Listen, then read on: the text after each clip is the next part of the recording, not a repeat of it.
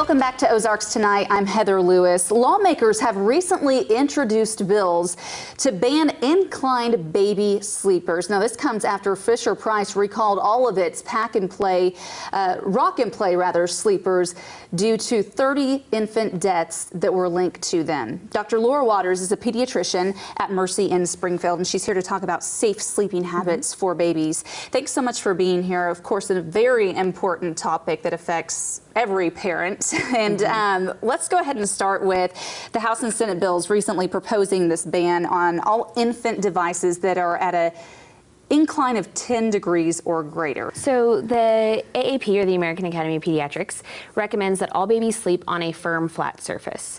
And basically that is to try and prevent the risk of SIDS as well as suffocation. So those are two slightly separate things, but we kind of link them hand in hand because both of them are tied to sleep. And our biggest concern is that about 3,500 children die every year from unsafe sleep practices, whether it be due to SIDS or suffocation. So any way that we can do to reduce those risks, we're going to recommend.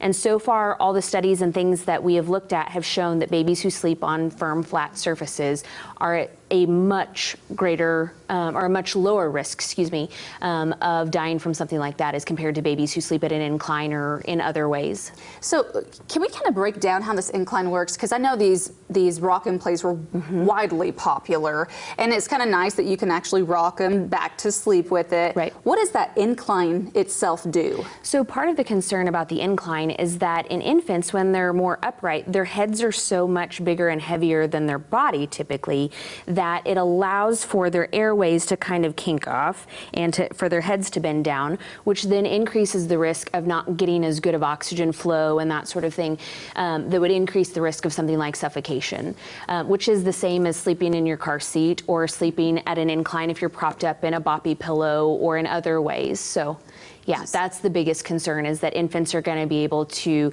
kind of kink off airways. Obviously, they're still legal in the United States, even though there's some, laws that are being looked at to propose banning them, and also the American Academy of Pediatrics recommending not to use them as well.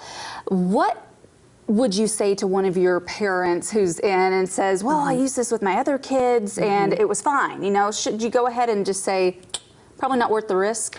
So safe sleep has been one of those things that we've talked about quite a lot in the last few years, because there have been a lot of things that have been out there about different sleeping habits and that sort of thing. A lot of parents bed share, which is also potentially dangerous.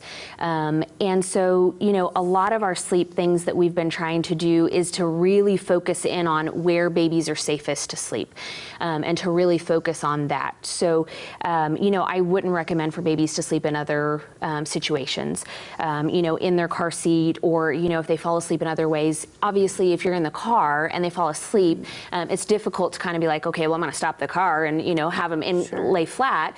But as soon as you are able to get them out of that and to lay them on a flat surface, that's exactly how you want to do it. So you want to have them sleeping in their bassinet or in their crib.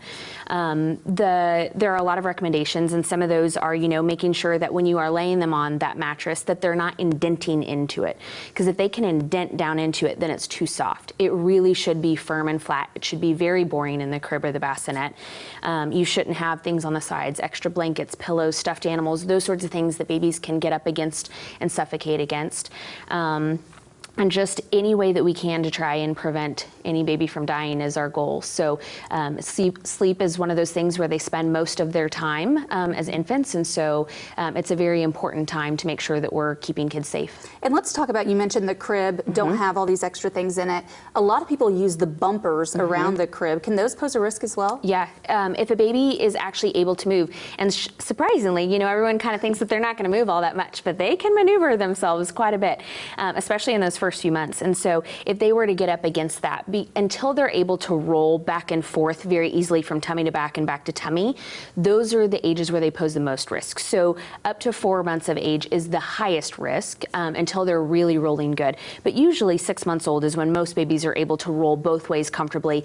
And so then, there's a little bit less risk. We still don't recommend starting those things at that age, but you're able to maneuver yourself if you were to get up against something. So. And I know they also also have the mesh bumpers as well. Is that a better option or just nothing at all? It is. Ideally, you would have nothing at all, but a baby would be able to breathe a little bit against that. So ideally, the goal would be to not have anything, but if you're really worried, that's probably a better option than definitely the regular bumpers. And you mentioned no co-sleeping, making sure that you take them out of the car seat, get them on that flat surface as well. Co-sleeping is a very popular thing, and it's very easy to do, especially for breastfeeding moms, that, you know, when you're breastfeeding, you start to breastfeed, you fall asleep, and then they're in your bed.